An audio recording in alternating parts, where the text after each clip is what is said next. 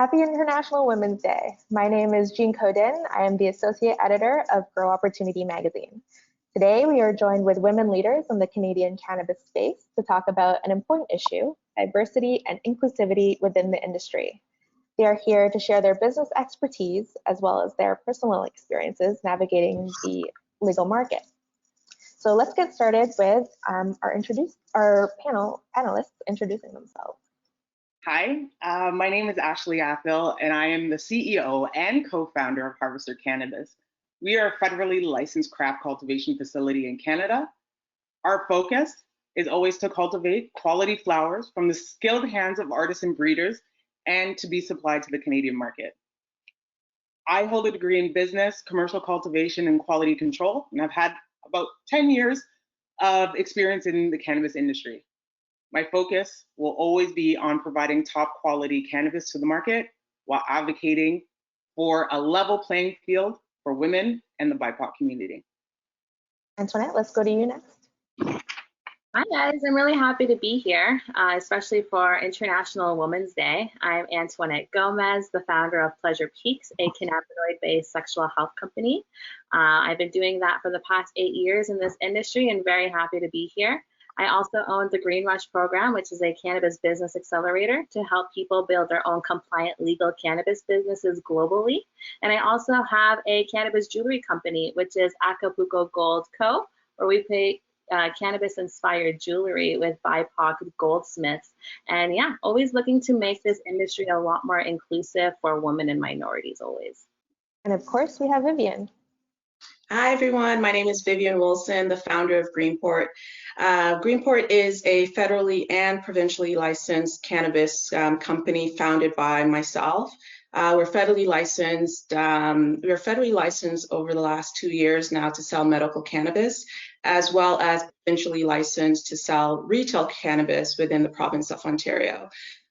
For us, it's always about educating people about the history of the plant, recognizing the people that introduced this plant to the world, and making sure that we advocate for fair access and representation within this industry. I'm happy that Canada is a leader in federally legalizing cannabis, but there's so much more that we can do to make sure that we build this industry to represent a lot more than just the monetization of a plant.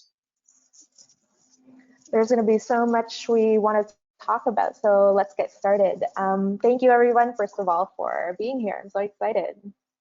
So, women in general hold less than 20% of leadership roles in boardrooms across Canada, and even less than that for women of color. What opportunities do you guys think there are for women and women of color to increase that number in a meaningful way? I mean, we can look at the data that's in the US of women being the largest demographic of entrepreneurs. But instead of looking at the numbers, because we're all familiar with it, let's actually look at the psychology of it. Now, generally, Black, Indigenous, persons of color are generally ignored and not represented in society properly. They're considered an afterthought when it comes to jobs, healthcare, economic growth, government policies. I know I get infuriated when I see it. So that puts individuals in a space of vulnerability. But that space of vulnerability actually allows for creativity and innovation, big innovation. So we as Black women bring meaningful insight. We did bring a different point of view and a motivation to make a huge impact on the Canadian industry.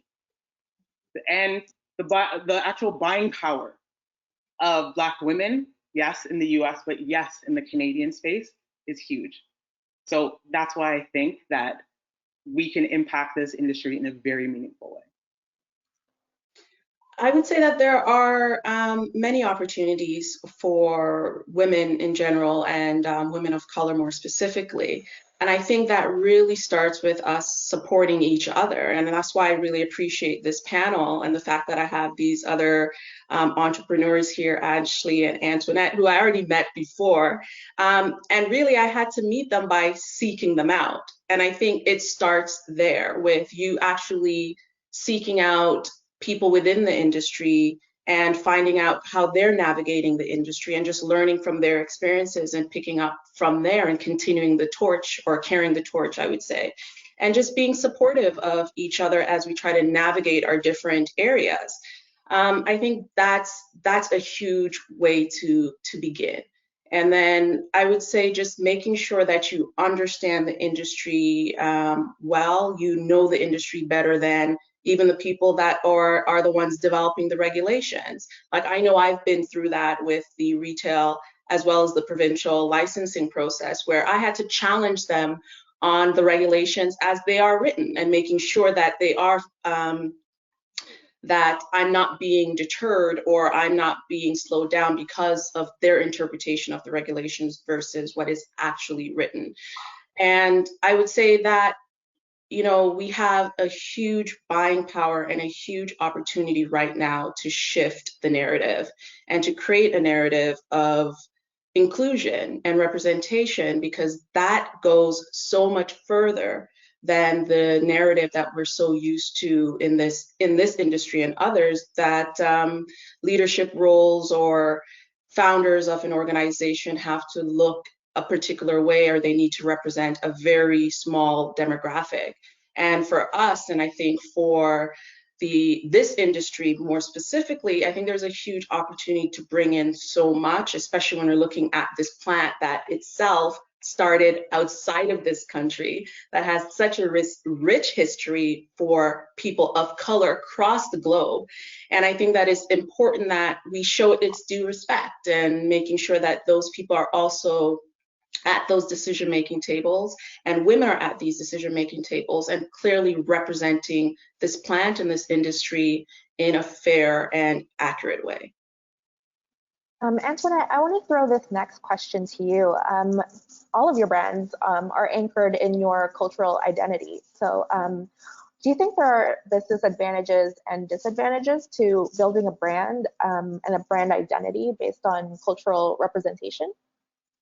Yeah, that was the question that I thought was very interesting, because I wouldn't say that any of my brands are highly entrenched in my culture or identity. I think all of my companies have very important projects that we work on to really help the injustices that have been happening in the cannabis industry. So I feel that if you are working in this space, you do need to understand where we come from, and you do need to understand the communities that have been involved, and to fix these injustices. So I find that it's not necessarily it's because of my culture or my identity. I think anybody in the cannabis industry should be focusing on these things, because it's unfortunate that with cannabis and how it has been legalized, that we've really left people of color and marginalized people, not being able to access information and education to get involved, and also being incarcerated at high rates versus other people. So when I find that there are injustices, I find that anybody would want to fix those things. So that's why we do a lot that we can to make it a more diverse and inclusive industry. Right now, we saw a huge survey where 1% of the industry is Black. I love Canada. I love that we're incredibly diverse, and I would love for our cannabis industry to reflect that as well. And I do that by creating BIPOC scholarships through my Green Rush program, so we can get more diversity into the industry, so they can get that information, education, funding, access to manufacturing if they need so, because that what needs to happen, period. I don't think it was even like a choice. I think it's something that naturally happens, but I think that's because of my perspective, not because of my identity. I think that's my perspective as a Black woman in this space for over 8 years, that I've noticed how it has impacted my community. And I know that we deserve to be a way larger part of this. So that's why I would say I do those types of things. But beyond that, when they were talking about opportunities to women, I wanted to share a little bit on that. When it comes to potential job opportunities in the industry, I think all of it is entrepreneurship. Mind you, like, this is a brand new drug we're bringing to market, obviously. So There's going to be a lot of changes in drug policy consistently. We're going to find that. But what we need is entrepreneurs who have that drive to be a part of this innovative industry, to be a part of, bringing cannabis products that could truly help people. And I find that, we went recreational, I feel personally, too soon. There's so much innovation and technology that's needed within the medical market, and there's tons of entrepreneurship opportunities there. So what I love to do through the Green Rush program is share and educate what cannabis really is so they can see the potential in business. If we're finding that the only information they have is how to retail it at a dispensary, or understanding that flower is the only thing, so you can only be a grower, that is why we don't understand that there are potential careers in other spaces like clinical research, like, becoming a cannabis media company that specifically focuses on those type of related issues. There are so many specific issues related to cannabis that are unique to our industry because of our high regulations that we have. So we need those go-getters who want to be a part of those solutions and find them so we can be a better industry. So I find that there's endless opportunities, and I've always said there are endless opportunities in this industry and so many other sub-industries as well within cannabis. Ashley, for you, Harvester Cannabis, one of the taglines for Harvester Cannabis is proudly Black owned. So how do you feel about the representation that your company represents? Well, I'm actually taken aback because I didn't realize that we're the only licensed cultivator that is Black owned. And I think that is imperative for not even just people to know, but literally the world to know, because it's at that level that we're the only federally licensed Black cultivation space. It's huge to have that type of responsibility. And even though I'm very excited, I'm very proud to have that title over my head, which is also important is the responsibility that's on our backs. And so this is why it is so important for my team, myself, and as well just the cannabis community to be involved in government, to be involved in policy, to be involved in regulations, and also to ensure that people are getting a fair chance at business opportunities, but as well jobs. And I think that's also important. So there's an initiative from Harvester and a couple of key leaders, other key leaders in the Black and person of color community in cannabis that are currently in conversation with 3 levels of government. And we are essentially having the ability to educate policymakers and create equity programs within the federal infrastructure. This is huge. And I guess the question is, how we should no longer be trying to figure out how we can play a role, but who are the people who are actually breaking down those doors, breaking down those barriers to talk to people in government to actually change policy. And even though we are the first to do it, we definitely do not want to be the last. So even though we're going to the government and we're breaking down these barriers, we're also making sure that the people who are out here supporting us are a part of that movement. And so I'm excited, yes, to be the first, but I have myself and my team have a lot of work to do. So, yeah. And speaking of firsts, of course, Vivian, you were the first woman of color to run an independent cannabis retail store. When you first opened Greenport, did you feel that responsibility? Well, I was kind of thrown into that because, like Ashley is saying, I didn't realize that after all this time of legalization, and I throw my license in and I end up being the first. You would think that this wouldn't even have been, there wouldn't even have been a first because there would have been so many. So that was my natural assumption, that you wouldn't, of course you celebrate the first, but only for a small period of time because there's going to be so many more that were opening stores that looked like me, or opening cultivation sites that looked like Ashley, or or any of us on the call. And so it's always shocking. It still is shocking to realize that that's the reality. And I carry that, that achievement proudly. And because of that, there is that extra responsibility, I would say. I agree with Ashley and what Antoinette was saying, that, based on just my perspective on this industry, based on my perspective on where we live and where we want to get to, we do have to advocate for more representation. We do have to advocate for the people within the decision-making seats to realize that look around you. There are people missing. If everyone in the room looks alike, then the rest of the country is missing. And that's a message that unfortunately is not being heard at a lot of even the larger cannabis companies that are there. And it's not a message that's not being heard, or nothing is being done to change that within the government as well, that they're very comfortable being comfortable. And so we have to get to the point where we need to be comfortable doing the right thing. And that's very different than just being comfortable being comfortable. And so that's why even with my retail license, there was a lot of push I had to do against the Alcohol and Gaming Commission and their policies, and the amount of times I was delayed, or the fact that I would see licenses that were being approved for multiple locations for wealthy corporations. And so I challenged them that your mandate is fair access.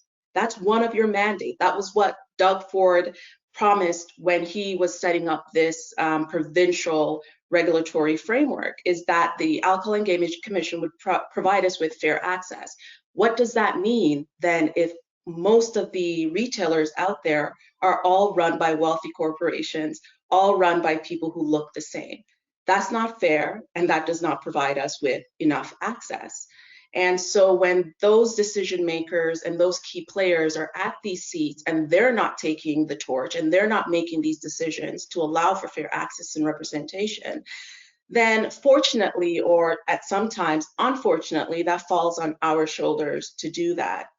And I mean, I think I can speak for myself that I would love to be able to just run my business and just run my business and not have to have that extra responsibility.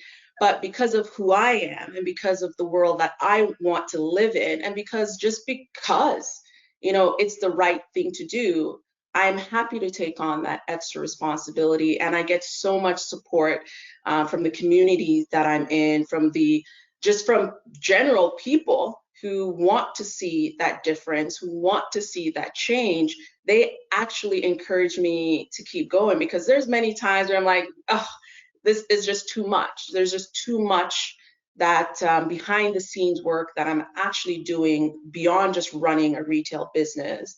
And, that extra encouragement from others who see what I'm seeing and they want to see a change, and the fact that we're pushing to make that change happen within the retail space definitely keeps me going and encourages my team as well to keep going. What about within your companies? What kind of hiring practices or workforce initiatives that you have that can tackle this diversity and inclusivity internally? Actually, in my previous professional life, I worked in corporate mental health, which is very much embedded in corporate culture. Harvester's philosophy is always focused on working within communities and employment, but specifically with partnerships. So whether it be us building, because we are a cultivation facility with a processing license, whether it be construction, our electrician, to our financial advisors, to the solar technology that we're implementing in our expansion strategy, we continuously reach out to the community with opportunities. But we're also utilizing boutique recruiters to have a diverse network. But if we're going to be talking about inside of our company, we're also going to be doing ongoing training for race, sexuality, and gender equality within our management teams and as well as our staff. Now, these are things that I've learned from my old profession, but these are tools that not even just my company, but every company should be implementing on a regular basis. So what are, because you have this experience, Ashley, what are other companies, what should they be looking for when they're hiring staff? Like, how do they make that diversity and inclusivity part of their hiring practices? Although this is not a popular strategy, I also believe that there should be a mandate around the type, or excuse me, whether it be, I know, like I said, this is not a popular strategy, but I think there should be a representation, a percentage of numbers that should be represented on boards, management, staff, and the company should be inclined to hit those numbers. And I know that's a bit of a controversial strategy, but that really ensures that the organizations are standing behind what they are stating that they want to do. We find that a lot of organizations nowadays, you know, they're basically just saying, yeah, we definitely want diversity, but there's no action towards it. So put a number behind it if that's something that your business really wants. Antoinette, I know that you mentioned for your jewelry brand, you hire BIPOC artisans specifically. Was that a very conscious decision for you to seek out those artisans specifically? Absolutely, and everything I do in business is conscious. There's a reason why we do absolutely anything that we're doing, period. Especially at Pleasure Peaks, we are 100% Black, female, and LGBTQ owned and operated, and we plan to stay that way. You know, when it comes to cannabis and having a global brand, we do have to partner with global manufacturers because we don't want to be manufacturers ourselves. But we do have our own formulations and patents. So what we do is we partner with manufacturers that have morals and ethics that are in alignment with ourselves. And like Ashley says, it has to make sure that those percentages are there in terms of Black, women, or LGBTQ owned and operated to align with ourselves. I'm really proud that I have been able to do that globally with our partners, which I'm really proud about. But I know that it's definitely difficult for some people. And I think it becomes, you know, it's not doing the research or your homework and finding these circles that have great resources on people of color working in various fields of the industry. So whether you need a researcher, accountant, chemist, formulator, whatever, there are so many databases out there that are really supporting a lot of leaders in the cannabis space. I work in a very niche space, obviously, with sexual health and cannabis. It's very hard to find people that are experts in those specific spaces. So obviously, I've had to poach a lot of people from other companies. What I will say is that women and minorities are often underpaid. So what we love to do is very easily pay them what they're worth. And that's something that has worked well for us in making sure that we're in alignment with our goals and what we stand for and the people we want to bring on and support. So I feel like if those type of mentalities were adopted across the board, it would be a very more inclusive and happy place. But yeah, like there's so much more than, you know, women and then also minorities, and then also, you know, the LGBT community as well. We also have to pay homage to them because if there wasn't, you know, the huge HIV pandemic, we wouldn't have had cannabis legalization in Canada over 30 years ago, right? So I think that there is a great opportunity to bring these conversations. Cannabis is a lot more than profit. I find that cannabis can truly change the world in healthcare and the economy, and really our perspective on what it means to have a compassion model. So I'm excited for that. Vivian, would you like to add about the diversity and inclusivity model within a retail space? I think it's quite simple. It's either you are going to do it or you're going to make a conscious decision not to do it. And unfortunately, a lot of organizations are making a conscious decision not to do it. And it's actually, for me, it's harder to, it's hard for me to understand how you can make that conscious decision. When we were building our team at the retail space, it was the easiest part of the process.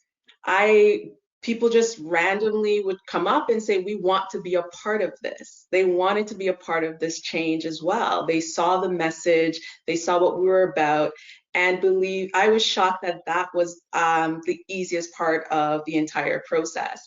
And when we had our first kickoff meeting, and we were all on a Zoom call, and then you look around at the faces, and I said it to them. I said it to them quite openly and quite frankly. look around. You see everyone here was represented. Everyone was represented on that Zoom call. And I said, the next time you're in an organization and they say that they can't do it, you now know that it's not true. It can be done. It can be done easily, and it can be done in a way where I didn't have to, quote unquote, tokenize anyone or lower any standards. As a matter of fact, the people that I have on the team have so many other talents outside of retail. They are artists, they're videographers, they are, you know, pre-med, and there was no lowering any standards. I actually was so impressed with the team that we're able to pull together, and they were so diverse, and it was such a quick group that we're able to pull together, that we're able to work well together, that we know that it can happen. You just really have to be open to it. It doesn't take more work. Is also, and what I found that was key, because when I'm saying, oh my gosh, I'm so shocked at just the amount of people that wanted to work for us. And the reality, what one of the team members said, it's your message. We believe in your message. We believe in what you represent, and we wanted to be a part of that. And so our team was our team represents that. And one of the things that I know that I'm mindful of is, because of the pandemic, we had to, and our doors are shut for the most part, there were changes that had to take place within the team. And I had to be mindful of, okay, we had to make these changes, but how do I make sure that representation is still there? And as changes happen, you kind of twist things around to make sure that you're properly aligned each and every time that a transition takes place. And so that's something that I'm also quite conscious of, and something that we're continuously working toward, because things will never remain the same. But if you are intentional in making sure that you have a successful team that is truly representative, that knows the message and is willing to work with you to achieve that, you'll do what you need to do to make it happen. Now, because this is International Women's Day, let's also talk about the women consumer. How do you cater your brand to appeal to the purchasing power of women? For Antoinette, it seems like it's built into Pleasure Peaks. Yeah, I started my business because women, when it came to their sexual health, there's not a lot of products even on the pharmaceutical market for them. So we wanted to create natural, organic alternatives for them. I think when it comes to women, the cannabis industry is very lacking in terms of products that are marketed towards them. But I think that we have a huge buying power. As Ashley mentioned, we do make up a huge percentage of the consumers. So I'm really excited to see products that come up that are specifically formulated for them, but also speak to them. I absolutely despise everything that's pink, and just because it's pink, it's marketed towards women. I would love to see language, and culture that's also intertwined. A lot of women, but the thing is like women are also from all different walks of life. I was on an amazing conversation on Clubhouse yesterday where they were saying that women are, don't like flour. They're really into concentrates. They don't like the smell and all of those things. And all of the women around me love flour. They're never going to get rid of flour. So there's so many different types of women per se. I really like to get rid of the whole gender thing because gender is so fluid. We've actually taken out every single female woman-based gender thing from our website and our packaging because we know that males use our product as well. One thing that I find is that sex is so fluid these days, so it's always nice to know where they stand, but also to be sex positive and share these unique experiences amongst all women with an X. So that's what I would love to see going forward. But yes, less pink products and less filler stuff that are just marketed to us with higher prices for no reason. That'd be wonderful. Ashley, for you, you mentioned about the purchasing power of women. How does that fold into, the business model of Harvest Cannabis? Yeah, so Harvester, we're actually in a very special position. We're a licensed producer, we're a manufacturer. We actually have the ability to create our own product that is built by us for us. So although we're in the infancy stages of our products and product development, I've had the pleasure to collaborate with some small-run female businesses, focusing on cosmetics. This is very personal to me, women's gynecology, but especially in this COVID era, mental health in women. And there are very exciting things on the horizon. I really want to bring it to you, but I would rather provide you with a finished product. But having products available for women, and yes, that are not pink, and yes, that are not fluffy, really gives a greater vision for your brand, but as well your product. And it really opens the doors for more women to not even just utilize your product, but to invigorate ideas for themselves to even build their own product. So I definitely want to tap into the women's space. I definitely want to do more than just topicals and, you know, pink and fluffy stuff. We want to give more of a selection, and I'm hoping that Harvester will be able to bring that product selection to the market very soon. Vivian, for you, I saw you nodding earlier about women wanting flower and looking for flower. You have the unique opportunity in this panel to kind of see your customers face to face on a daily basis. Well, not right now when COVID is closed, but has closed your retail. But yeah, can you talk a little bit about that?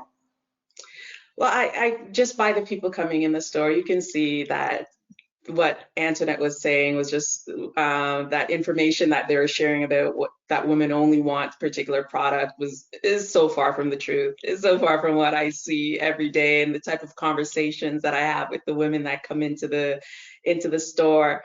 And the reality is they're just consumers that are looking for a good product. Period. Just like anyone else, we're trying to find a good product, and we like to have options. We don't like necessarily have something that's just high THC. We want to have balance. We want to have a variety of products available to us as consumers, regardless of who that person is. But the one thing that I can see is missing, and that's the one thing we definitely provide in the store, is education. Just education on why a certain product might work well for one person over the other. Like, we have products in the store that, you know, could be high in THC, but one of our female user can handle it more than the male buyer in the store.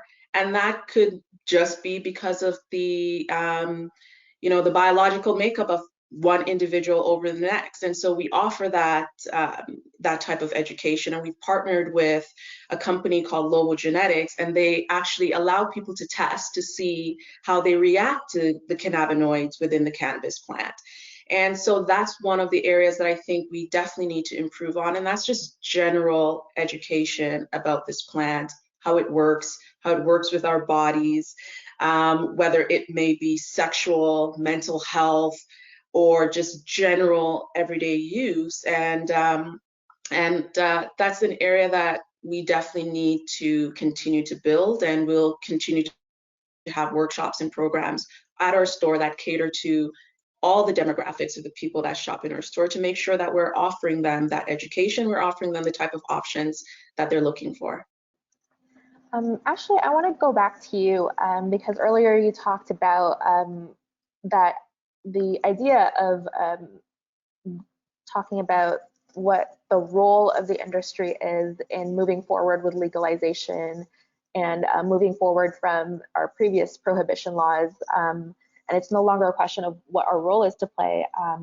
So can you talk a little bit about that? Because not only are people of color underrepresented in leadership roles, we tend to be overrepresented in and most criminalized by the prohibition laws.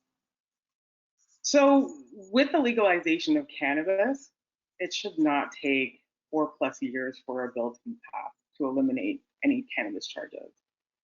February 19th is today, and it seems like a new law and a new bill has been passed, C-22, which apparently is to abolish the minimum sentences and would prioritize the treatment for drug users instead of prosecution and possible incarceration.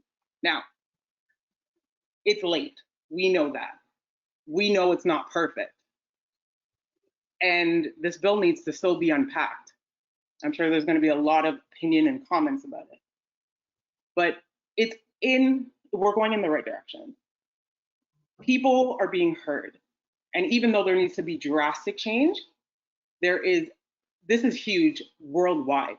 Because as Canadians, we are setting the precedence for the whole world. And the fact that we're moving in this direction is huge.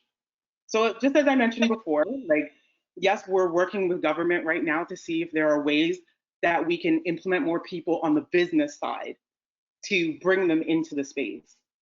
But when it comes to criminal justice and social justice issues, there are a lot of levels to that. And I will be the first to throw my hand up and say, I am not the most eloquent or the person that you should be relying on, because there are lawyers and social justice warriors that are fighting that fight. And I think that's important for them to be celebrated and acknowledged. But because of their work, this is what's happening in our government. And I think we need to applaud each and every one of them, and that includes Antoinette, and that includes Vivian and their businesses as well. Antoinette, in your position as a women leader who's a person of color, like, how do you become part of the conversation of decriminalizing cannabis? Well, I ran for office, and I ran for office before because I knew we were legalizing recreational use in Canada. I felt that if we were going to legalize, we needed people in politics who actually knew anything about cannabis, which is why I ran. And I was also consulting the Conservative Party and the Liberal Party on cannabis legalization at the time. I think it's really important to know that politicians aren't gods, but they're public servants. And they're really here to help us and our people get what needs to happen. And it's really our duty as our people to show and voice those issues within our spaces. So for my example, it would be obviously cannabis. So I was constantly voicing the injustices that have been happening in the cannabis industry and things that we needed to fix. Obviously, that was the year that Doug Ford consolidated 50% of our wards. It was actually the year that we had 50% of open seats. I was so excited to see a brand new office of young people and more diverse, and then obviously we went conservative. So with that being said, a lot has changed, but I think that there's a lot of potential with what it means as social equity. So I've been in the space for 8 years, and a lot of it has been in the US. So I've been helping a lot of lobbyists in creating those social equity programs. So what I've noticed is that there's so much work that we can do. It's always going to come down to a partnership, right? So there's a lot of bartering that happens with politicians to make sure that we can get those things across. But when it comes to cannabis specifically, it is so systemic on why minorities aren't involved today, and women specifically, which is why we need to deal with it at all levels: city, provincially, federally, retail, cultivation, entrepreneurs, brands, and it goes beyond licenses, and it goes beyond the business side of cannabis as well. There are so many people of color and women who have had to deal with the drug war that has been happening for generations. Personally, I myself hasn't had a father growing up as a young child because my dad was incarcerated for less than a gram of pot.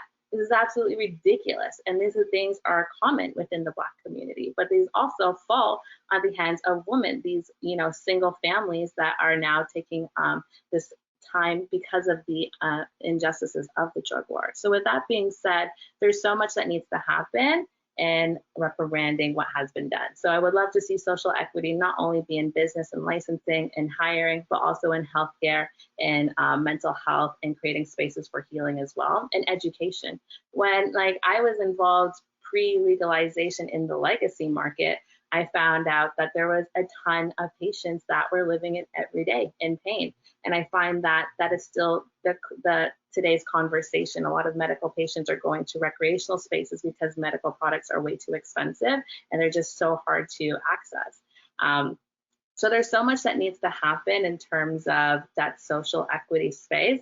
But I am very confident that the people that are working with the government right now can really make change within this industry. And I'm really excited because, like Ashley has mentioned, it's been too long. It's about time. I also just want to mention that I'm in favor of criminalization of all drugs.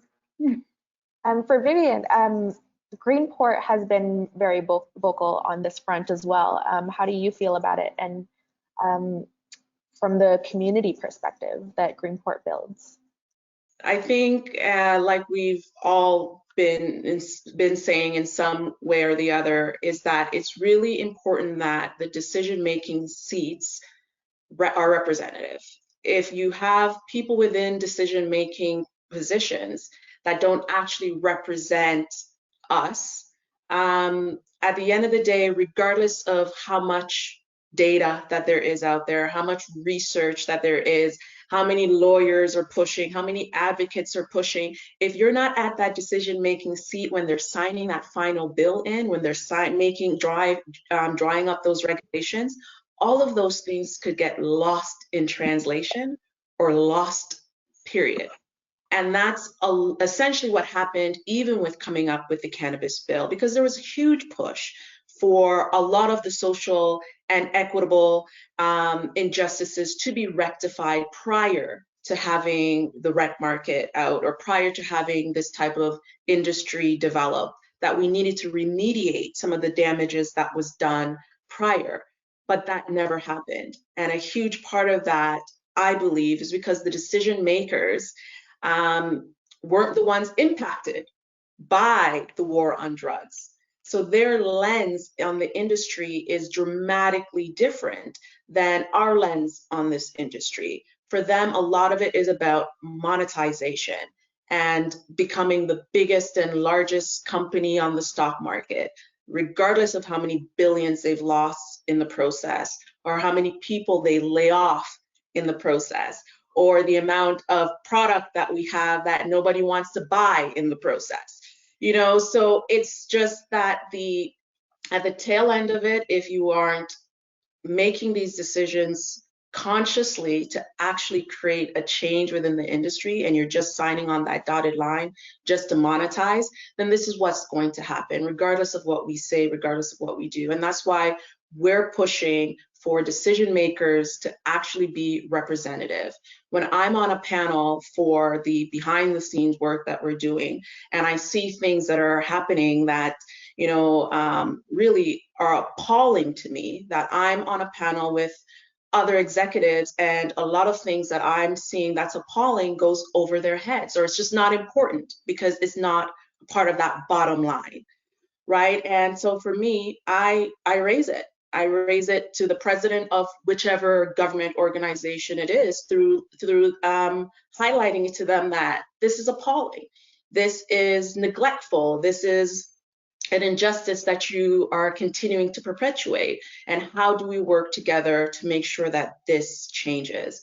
And so, and that goes back to what I said earlier, where I would really love to just run a store, you know, but because when you're at these tables, like I'm at this table now, I have this opportunity to be at these tables, I can't remain silent, because if I'm also just focused on that bottom line, then nothing changes and nothing gets done. And that's why, even though what I'm doing pales into comparison, I would say, to what has been done by advocates or educators or the legal team behind the scenes pushing for this for so long, it just sheds a light as to how much still needs to be done and how important it is for us to be at that table. Because if we are not, so many of these appalling things just slide right through, because the lens, the experience just isn't there. If you've never walked a mile in my shoes,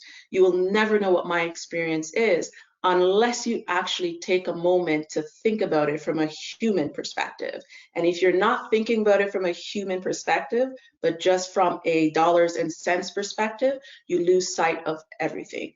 And so at the end of the day, I mean, I say keep pushing, keep advocating, but we have to push to be at those final decision-making seats to make sure that whatever it is that we're pushing and advocating for actually turns into action by the government and by those controlling and running these organizations within the cannabis industry specifically.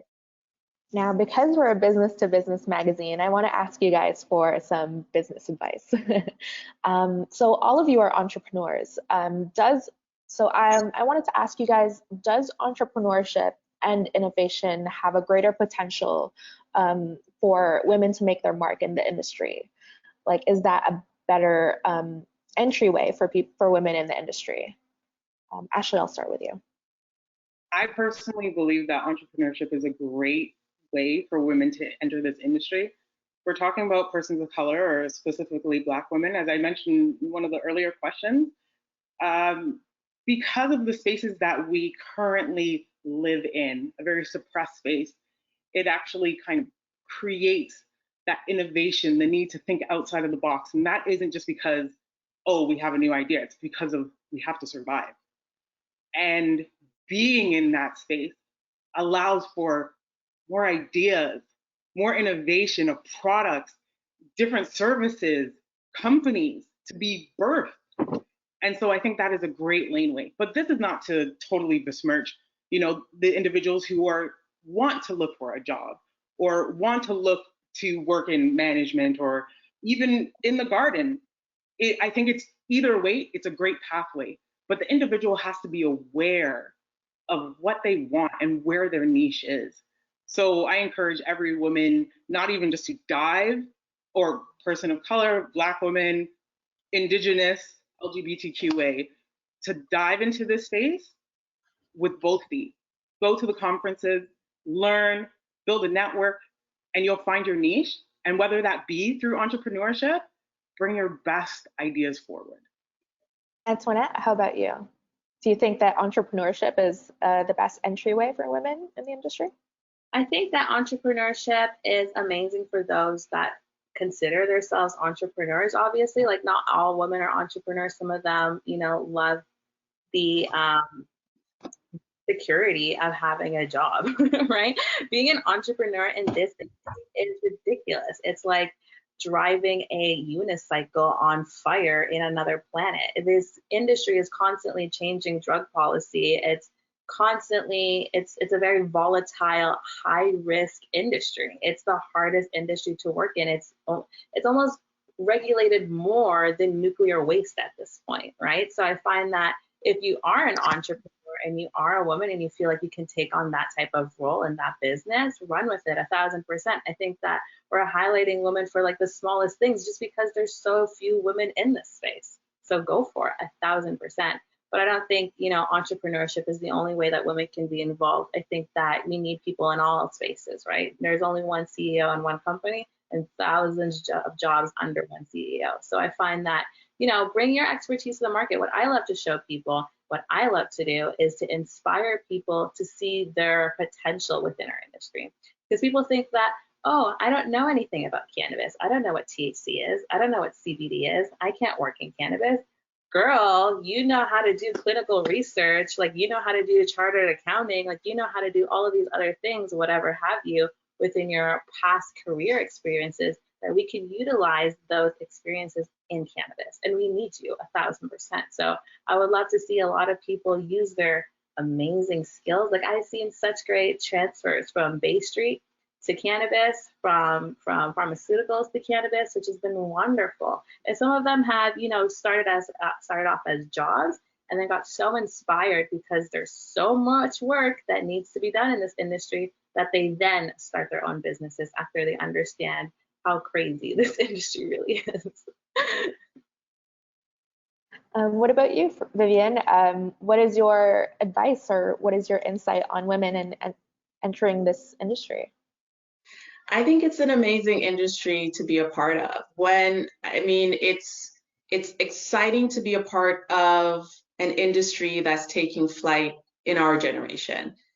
It's not often that happens.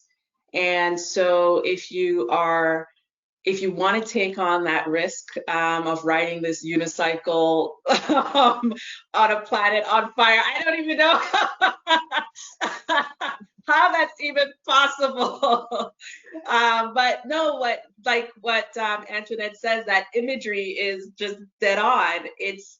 but it is such an exciting and new industry to be a part of. And if you have any desire to start your own industry, and this is the time to do it, or to become an entrepreneur, this is really the time to do it. And there's so many different ways to get into the industry without even touching the plant, right? There's so many other options or opportunities available, and this is really a great opportunity for women or entrepreneurs who want to start something new. This is a really good time to do it. So I definitely encourage people who are interested in doing it on the entrepreneurial side to do it as well. I would just say to make sure you do your homework. This is a fast moving industry, as although it's in its infancy, it does move very quickly. Regulations do change, policies do change, and we're working in a new industry that's just recently been deregulated within a pandemic, so I mean, those are just 3 huge strikes. And so being educated about the industry, networking with other individuals within the industry so that you can learn from their experiences, I think is really critical at this moment in time. And just being flexible and understanding that there's going to be changes. Those changes could happen on a daily basis, and being flexible and moving with those changes, I think is really key. The other piece that I would say is key, and that's been key for me, is making sure you have a strong network of a support system behind you, because there's going to be many days where you're like, I don't know if this is worth it. I don't know if what I've been envisioning or what I've been trying to do is going to really happen. And then all of a sudden it does. And sticking through it usually comes with some people on behind you saying it'll happen, it will get there. You just got to stay with it, and people willing to roll up their sleeves to help you get through those difficult times. It's critical to have that support system just in general right now, but more specifically, if you're trying to get into this industry, as an entrepreneur, it's even more critical to have that support system in place. And so it's just building brick by brick and trying to end up, building that beautiful space that you hope that you can get at the end of the day. So we're running up on our time here, so I'll ask one last question, and I'll start with Ashley. Ashley, where do we go from here? What do you hope to see from the industry from here on out? I would love to see a decrease in stigma. I mean, like the ladies have said, we're in our infancy right now. There's still a heavy stigma that surrounds cannabis, whether it be personal stigma or in the workplace. I hope that decreases. I also would like to see, obviously, a more diverse business in cannabis to ensure that more women, Black men, Black women, LGBTQ, persons of color, have the ability to build business and build generational wealth. That is my goal, to see more people flourishing in this space. I'm also very excited to see the opportunities that open up internationally. As the doors open up in cannabis around the world, those same products that are being built in Canada and sure in the States and across Europe and Africa, I want to see them celebrated across the globe. And I'm really excited to see Canadian cannabis, whether it be flower or whether it be products, being showcased in the UK, in Paris, and many different countries. So there's a lot of work to do, And I really think that Canada is in a space where we can really tap into that global market. And it's going to be work. It's going to be a lot of conflict, but we have a great country that we're living in right now that has allowed us to sit in this position. And I'm really happy to be a part of it. I'm happy to be a part of this industry. And I'm happy to help individuals find their own destiny in this space. Antoinette, how about you? Where do you hope the industry goes from here? Yeah, like what Ashley has mentioned, definitely a lot more of an inclusive space. Like, hey, like studies have shown the more diverse your boards are and executive team, whether that's women or minorities, you're going to have a more profitable and productive business period. So we should all be adopting these things. As we mentioned, this industry is hard AF. So let's get people in all segments who can truly be, leaders in this space in a very difficult industry. But where do we go from now? It has always ever been access, access to information. Access to information, guys, always. Because when it comes to cannabis, there's so much misinformation out there. Cannabis, like, oh my God, maybe you'll get high once and you'll be high your whole life. Like, oh my God, that won't happen. But there's so much stigma surrounding cannabis that is still heavily around today. This is the mad reefers, this is like the devil's lettuce. All of these things are still heavily ingrained in some people, and we still have to educate ourselves so we can know what cannabis is and its potential. That's how we can really reimagine what cannabis is, so we can get past that stigma to create better products and better like events and culture for us, because the culture still needs to change. Where it's still heavily ingrained in that like kind of legacy market, but I can't wait to see once the government allows us to, right? We don't have event licenses. We can't like smoke in public. There's so many things that are suppressing the industry to be its entire potential. And I'm really excited for that, but I think that will come with diversity in all levels. So that's definitely what I'm most looking forward to. But when it comes to like women, like get involved in any capacity, just like at least educate yourself on what you're consuming first, right? I think that's a great place to start. And for you, Vivian? First, I think we need to take a step back before we can go forward. I'm a firm believer in, I think we need to acknowledge from the highest level possible all the things, the false narratives that were created about this plant, and the fact that those false narratives created an entire illegal industry that criminalized so many innocent people and created fear around a plant that truly never existed until around 100 years ago.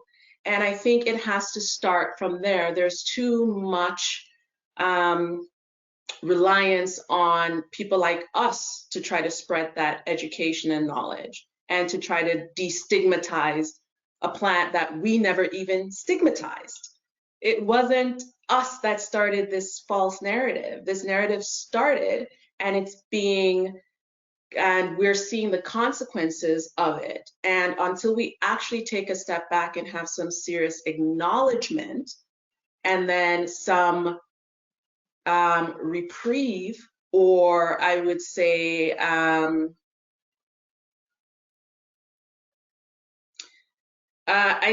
would say, I don't like to use the word that is coming to my head because that triggers things for a lot of people, but I would say it's acknowledgement and then actual action to remediate the damage that was done. And if we don't have that, we can't really move forward and create this industry to become the kind of space that it truly can become.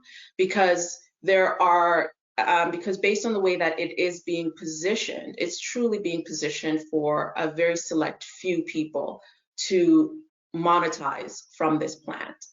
And if there isn't that level of acknowledgement, I think it's hard for us to move forward. We will continuously have this backwards and forwards movement going on where we're on one side advocating for change. Meanwhile, we're seeing companies making billions of dollars, losing billions, making billions, losing billions, instead of us actually creating an industry where we could all be rising and celebrating at the exact same time in a fair, equitable, and representative way. So that's what I would like to see us take a step back before we actually start going forward. But beyond that, I think that there's just so much that's still yet to be done. And that really comes with the government and the medical community being open and honest about this plant and what it can do for us from a mental, emotional, biological perspective, and how we can actually educate people and introduce this kind of knowledge and education in a way that doesn't just start from here, but takes us all the way back to acknowledge that this was a plant that was used for hundreds of thousands of years. We knew about the benefits, the narrative changed.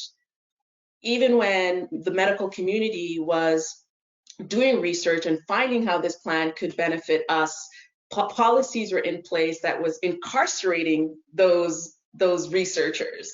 So how do we even move forward knowing that there's still that fear? There's still that fear for people of color coming into the industry because they know that touching this plant could mean prison for them. There's still that fear for researchers even starting to research because their colleagues previously were either debunked or pushed aside or incarcerated for making any claim of any health benefits to this plant. So there's just so much peeling back that I think has to take place. And I even bring this closer to home because I have one of our team members who is delivering for me, which is completely legal. That's what we're told we have to do. If we're delivering, it has to be me or a team member that's doing it.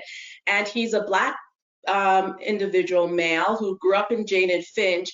And he's like, he's like, Vivian, do not, what I'm doing is okay, right? Just tell me, because I do not want anything to happen. I'm like, trust me, what you're doing is okay. And this is someone that's legally working in my store, right? And he is fearful that anything that he is doing just by delivering this plant to a paying customer in a licensed store still triggers fear for him. And he's still questioning me, are you sure that this is legal? Because I do not want anything to happen with me. And you know, I'm in my car and I'm like, don't worry about it. Whatever I'm asking you to do is completely legal. And there's still that fear. So how can this person actually feel comfortable working or building in this industry if he still has that fear? And he's never been incarcerated for the use of this plant, but he's seen it happen so much that he still has to question whether or not he should legally deliver this plant to paying customers. So there's so much layers that are still there that it's hard to move forward before we can actually go backwards. I think it's hard to move forwards until we can go backwards and fix a lot of that damage done. But I'm one of those hopefuls that thinks that once we are able to do it, there's just so much great things that can come from the industry and from all of us working together to truly make this a real strong, sustainable industry across the globe. Okay. And with that, I want to thank all three panelists for a wonderfully insightful virtual roundtable with us here at Grow Opportunity. These topics on women in leadership, diversity, and inclusivity are ongoing conversations. And as we talked about today, there is more work to be done. For now, please share this video with friends in the industry. Let's keep talking about it, and don't miss our upcoming March-April issue for more on these amazing women. Thanks for watching.